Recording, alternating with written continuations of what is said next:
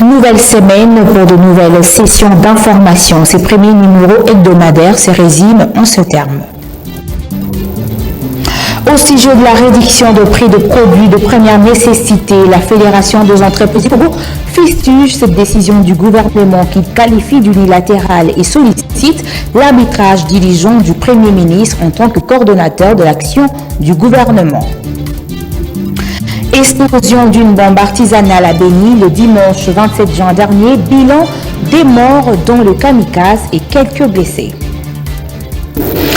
Bienvenue. La ville de Goma avait vécu l'échange bilatéral entre la République démocratique du Congo et la République du Rwanda. À l'issue de cette rencontre, 3 tests ont été signés. Il s'agit de la promotion et protection des investissements, de la prévention contre l'évasion fiscale et enfin le protocole de coopération entre les sociétés aurifères de ces 2 pays. Suivez. Moi, je dirais que la question à se poser, c'est plutôt le contraire. C'est-à-dire, qu'est-ce qui nous serait arrivé si nous n'avions pas intégré cette communauté? Et là, je m'en vais vous donner juste un exemple. Pour un même produit, importé par 2 hommes, 2 commerçants, l'un rwandais vivant à Rubavu, l'autre congolais vivant à Goma, produit qui entre par la douane de Mombasa par exemple, vous comprendrez que dans l'état actuel des choses, le Congolais est désavantagé. Parce que le Rwandais, lui, il bénéficie des tarifs douaniers avantageux pour des avantages des tarifs douaniers. Tandis que le Congolais, il a le même produit que le Rwandais, mais il le vend plus cher à Goma. Vous voyez que les consommateurs vont aller à Rubavu, qui est la porte à côté. À Gisenyi, ils peuvent se procurer ce produit pour moins que le prix qui est à Goma. Donc, c'est juste un exemple qui illustre le fait qu'en harmonisant nos tarifs douaniers, et ça c'est l'un des avantages, nous allons booster l'économie du côté du Congo, de l'Est du Congo. Mise en garde faite par la présidence de la République aux entreprises du portefeuille citées dans les enquêtes et rapports de l'inspection générale des finances, l'IGF, dans le cadre de la gestion des deniers publics. Le coordonnateur délégué national de toutes les ONG de la lutte contre la corruption, Sam Bakasende Wakasende, a émis son opinion au micro de Richard Nawej. Bakasende, en tant qu'individu, ne peut rien faire si ce n'est que apporter la voix des Kokodiko sur ce qui se disent dans les réseaux sociaux et ce qui se disent au niveau du média. Pour nous, nous trouvons que le chef de l'État est un parent. Un parent n'est pas injuste, ne peut pas écouter un seul enfant et les autres ne pas les écouter. Moi, je pense que la décision prise est précoce dès lors que le chef de l'État a tous les canaux d'écouter aussi un autre son de cloche de mandateur public. Et ce son de cloche permettrait à ce que le chef de l'État se rassure du bon fonctionnement des institutions. Donc, écouter le chef et ne pas écouter les indexés ou les incriminés, c'est injuste.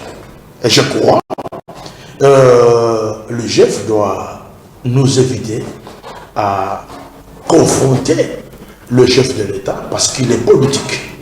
c'est la haute personnalité politique du pays. Et le chef doit éviter de confronter le chef de l'État avec ses compatriotes. La décision du gouvernement sur la réduction de prix de produits de première nécessité et la baisse de prix de surgelés prise au cours du Conseil de ministres tenu le vendredi 25 juin dernier par visioconférence fustige la Fédération des entreprises du Congo, mais cette décision du gouvernement a suscité plusieurs réactions du côté de la population. Regardez. Il s'agit d'un sujet qui ne laisse pas bouche bée le vendeur et surtout acheteur au marché Imbu dans la commune de Barumbu.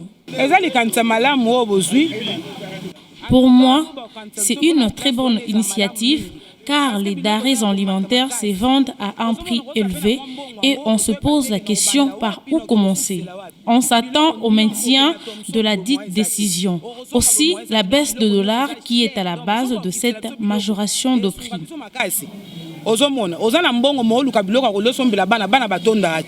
D'autres se relativisent par rapport à la décision. Cela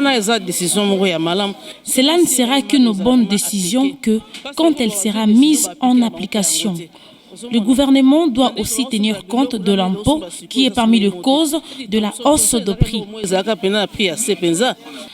Tenant compte de la dite décision, pour certaines, le gouvernement est censé tenir sa parole. Par rapport aux baisses des prix des vivres et frais, nous attendons seulement le gouvernement. Nous vivons chaque jour des taux de jour.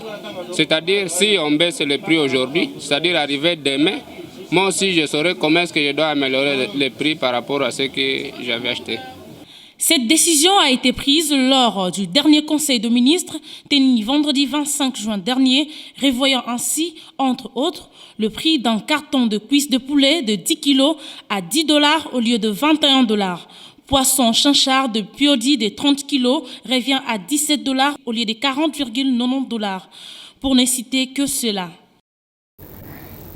La journée du 27 juin a été consacrée aux micro, petites et moyennes entreprises. Elle a été célébrée sous le thème Entrepreneuriat, vecteur par excellence de la réaction d'emploi et de la richesse pour la République démocratique du Congo.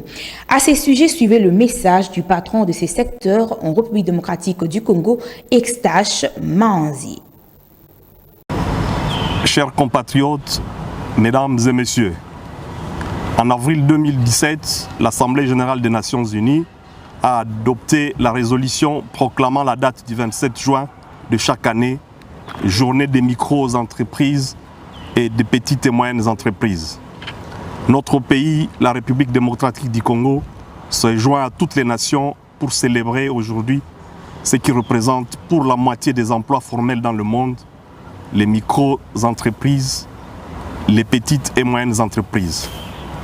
Elles sont la base de toute croissance économique véritable et inclusive. C'est donc ici le lieu de rendre hommage à toutes ces femmes et à tous ces hommes, jeunes et moins jeunes, qui dans toutes les localités, tous les territoires et toutes les provinces de notre vaste et beau pays se sont levés pour créer, entreprendre et développer les activités économiques de toute nature pour se prendre en charge et contribuer au bien-être de nos communautés. C'est à vous, mesdames et messieurs, les entrepreneurs, que cet hommage national et international est rendu aujourd'hui, afin de réaffirmer votre importance dans la concrétisation des objectifs de développement durable par la promotion de l'innovation, de la créativité et du travail. Il est néanmoins évident que les encouragements qui vous sont dus ne peuvent se limiter uniquement à de belles paroles. Voilà pourquoi, lors de son discours du 24 janvier 2019, à l'occasion de sa prestation de serment constitutionnel, le président de la République, chef de l'État, a annoncé un vaste programme national de promotion de l'entrepreneuriat pour les jeunes, la réhabilitation du secteur formel, l'adoption d'une démarche novatrice pour notamment renforcer l'artisanat et de créer des centres d'invention et d'innovation. De la parole aux actes, le gouvernement de la République a adopté le 5 juin 2020 le programme national de développement de l'entrepreneuriat au Congo, PRONADEC, dont la stratégie s'articule autour de 3 objectifs symbolisé par les 3 C. C comme capacité, C comme crédit et C comme contrat. Il s'agit en fait de mettre en place une politique de renforcement des capacités humaines et de promotion de l'esprit d'entreprise, de faciliter l'accès au crédit par des accompagnements financiers plus favorables et diversifiés, et enfin de faciliter l'accès au marché tant public que privé. Et tous ces 3 C devant être soutenus par un C symbolisant le climat des affaires. À ce fait, toutes ces réformes font l'objet de 2 avant-projets de loi, respectivement sur la promotion de l'artisanat en République démocratique du Congo et sur l'entrepreneuriat et le start-up. Ces 2 projets de loi ont été validés par les experts lors d'un atelier organisé à l'hôtel Sultani le 15 et 16 juin passé. Ils seront bientôt soumis aux délibérations du gouvernement avant leur dépôt à l'Assemblée nationale.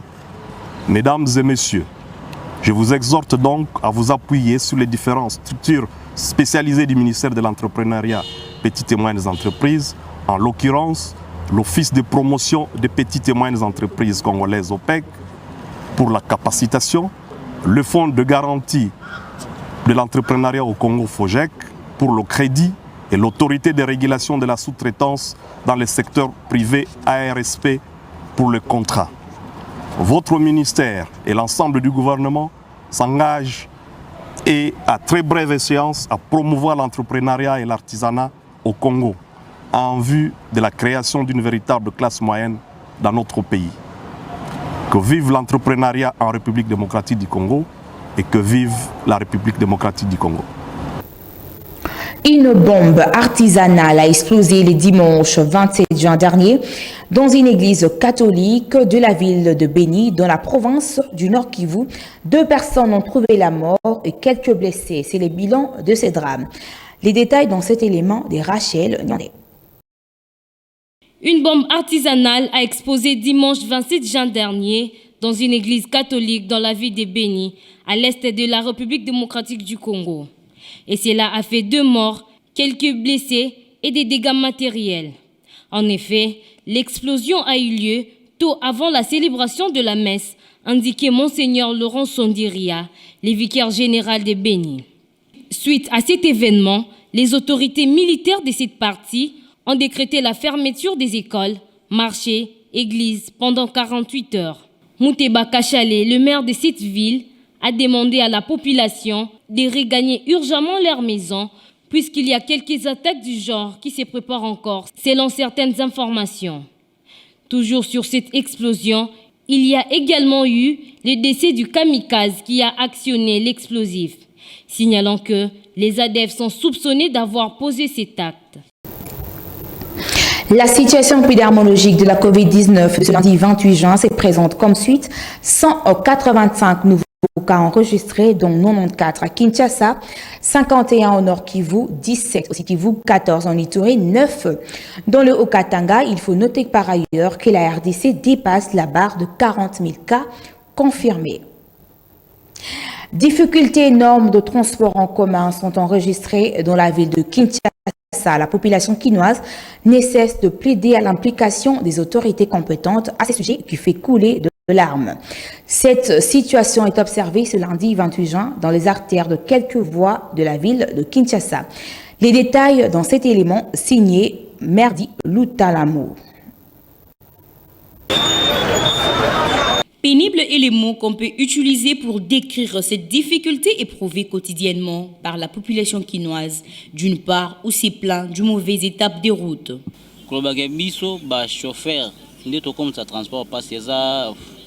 Dire que c'est nous les chauffeurs qui rendons le transport difficile, ce n'est pas vraiment ça. Car ils sont les Congolais comme nous. Pourquoi leur faire souffrir? C'est plutôt au gouvernement congolais qu'ils disent de réduire le nombre de clients pour se protéger de la 3e vague de la COVID-19. Mais ils doivent aussi réduire les prix du carburant. C'est pourquoi nous aussi, on cherche à se retrouver pour les versements.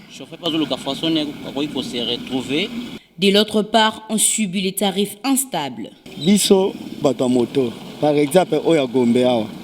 Je parle au nom des montards. On nous arrête à tout moment, même si on n'a rien fait. Si tu n'as pas la chance, tu ne travailleras pas cette journée-là, mais tu penseras ta journée au Souciat. On nous interdit d'avoir l'accès de travailler à Gombe. Pour quel motif? Qu'on nous a interdit? Et où sont les documents qui vous ont dit d'acheter pour qu'on accède à Gombe? Il n'y a rien de tout ça. C'est pourquoi on cherche aussi à se retrouver. Que nos clients arrivent aussi à nous comprendre. Cette problématique du transport commun à Kinshasa est la base, entre autres, d'une faible économie locale. Malgré cela, aucune stratégie concrète n'est jusque-là appliquée.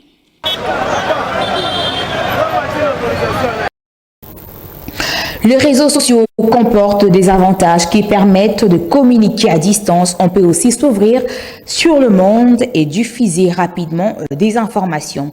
Quid de l'impact des réseaux sociaux dans le vécu de l'homme? Tentative de réponse dans ces reportages signés Kodilou Sylviana.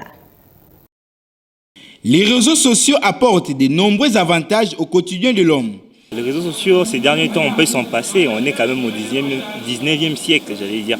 Et les réseaux sociaux, c'est notre ami de tout le temps, notre quotidien. On ne peut s'en passer. Ça nous aide, en fait, en tant qu'étudiants. On fait les devoirs avec, on ne peut s'en passer. Bien que c'est avantageux pour d'autres, l'utilisation des réseaux sociaux permet de se défouler après les heures de travail, mais son utilisation abusive peut causer du tort. Pour commencer, comment définir les réseaux sociaux? On parle de réseaux, ça veut dire que les réseaux sociaux ont été créés pour relier les gens entre eux. Ça, c'est la première des choses qu'il faut retenir. C'est un indicateur qui permet, il y a plusieurs avantages dans les réseaux sociaux. Premièrement, de pouvoir relier d'abord les individus entre eux, pouvoir communiquer avec les personnes à distance. C'est même ça la définition de l'Internet déjà. Mais il se fait que les réseaux sociaux ne sont pas aussi bons qu'on le pensait. Mark Zuckerberg déjà, moi j'étais étonné de savoir que Mark Zuckerberg a dit qu'il ne pourrait jamais permettre à ses enfants de pouvoir être sur les réseaux sociaux. Pourquoi? Parce que les réseaux sociaux en effet révèrent. Ça veut dire quoi? Qu'en même temps ils sont bons pour connecter les personnes, en même temps il est bon pour pouvoir créer des scandales. On a vu ça avec des scandales sexuels. En même temps il est aussi bon pour pouvoir séparer le genre. Moi je pense que les réseaux sociaux c'est bien, mais il faut l'utiliser à bon escient. Actuellement, l'Internet est un outil de grande importance, mais son utilisation abusive a plusieurs répercussions sur l'homme et la société. Le ministre de Sport et Loisirs, Serge Condé Chibou, a échangé le dimanche 27 juin dernier avec le président intérimaire de la FECOFA, Donatien Tshimanga. Les deux personnalités du sport congolais ont échangé sur plusieurs questions sportives de l'heure, notamment la participation de U23 au tournoi CECAFA qui aura lieu du 8 au 18 juillet. Patou Mangenda, secrétaire général adjoint de la FECOFA, explique le point de cette rencontre. Et son Excellence a été très attentif. Il a voulu en savoir un peu plus sur toute la suite à donner à cela. Le ministre a insisté sur l'aspect timing dans la préparation des dossiers. Le président ad interim de la fédération, M. Donatien Tshimanga Mwamba, a tenu à rassurer son Excellence, M. le ministre, de cette prise en compte des éléments, notamment sur le timing. Dorénavant, les dossiers doivent arriver à temps. Il est vrai, pour des raisons d'ordre technique, nous avons aussi informé son Excellence, Monsieur le ministre, de la possibilité à délocaliser, si et seulement si nous n'arrivions pas à avoir une deuxième mission d'audit technique du stade qui viendra de la FIFA, c'est-à-dire homologuer ou donner un satisfecit aux travaux qui seront faits au stade des Martyrs. Le Quinois du Dessampe et Kassayan de Sangabalende s'affronteront en finale de la 56e édition du Coupe du Congo. C'est l'issue de ces deux rencontres le dimanche 28 juin au stade de Martyrs-la-Pentecôte de Kinshasa en match comptant pour la demi-finale de la 56e édition de la Coupe du Congo. Les Salésiens du Don Bosco se sont inclinés devant Sa Majesté Sangabalende. Par contre, les Umakilés du Daring Club Motema Pembe ont battu le football club Lubero de Nord Kivu sur un score sans appel. Suivez les détails avec Espoir Kinambwidi. Attention avec le ballon, Madinelli, la frappe. Les Bangelou Neba Santo a pris le dessus sur les cercles sportifs Don Bosco le dimanche 28 juin dernier au stade des Martyrs de la Pentecôte sur un score étriqué d'un but à 0. But marqué à la 11e minute de temps réglementaire par José Badibake. Fin de la rencontre, les Sangabalende passent en finale de cette 56e édition de la Coupe du Congo. Dans l'autre affiche de la journée, les Darinkle Motema Pembe ayant terrassé les FC Lubero du Nord Kivu sur un score fleuve. Ce score de 6 buts à 0 permet aux hommes de André Alain Leneux de rejoindre Sangabalende en finale qui aura lieu ce mercredi 30 juin prochain au stade des Martyrs de la Pentecôte. Il s'est de signaler que le Darinkle Motema Pembe est à sa 13e participation à la Coupe du Congo avec 13 titres. En cas de victoire, ce mercredi 30 juin au stade des Martyrs face aux Rouges et Or, il comptera désormais 13 titres dans sa gibecière. Et le Bangelou Neba Santo di Mbujimai est à sa 10e finale après celle perdue en 2002 face à l'Union sportive de Kenya. Pour rappel, Maniema Union est le tenant du titre de la 55e édition de la Coupe du Congo, mais le rendez-vous est pris pour ce mercredi 30 juin, qui donc de Sangabalende et Darinkle Motema Pembe sera le champion de la 56e édition. Attention avec le ballon, Madinelli, la frappe. La 26e édition de la Vodacom Ligue 1, tout-puissant Mazembe se montre puissant en s'imposant sur un score étruqué devant l'Unioniste de Kindu en match comptant pour la 30e et dernière journée de la Lina Foot et le Badiangena, sacré champion de la 26e édition en attendant la décision finale de la FECOFA. Fin de cette session d'information sur Kinactu Télévision, votre chaîne de prédilection. À tous ceux qui viennent de nous rejoindre, je vous convie de retenir l'essentiel de cette actualité.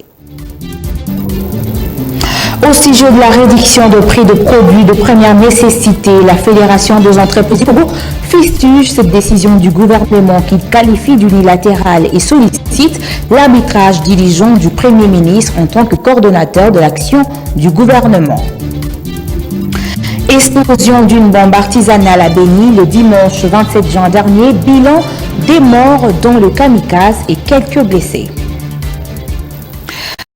D'ici et d'ailleurs, vous étiez très nombreux à nous suivre. Votre fidélité à Kinactu Télévision s'est traduite par votre attention particulière. Ce journal a connu la participation de l'équipe rédactionnelle et de la technique pour sa réalisation. Avant de vous quitter, sachez que la 3e vague de la COVID-19 est une réalité. Surtout, retenez bien ceci. Au revoir et merci.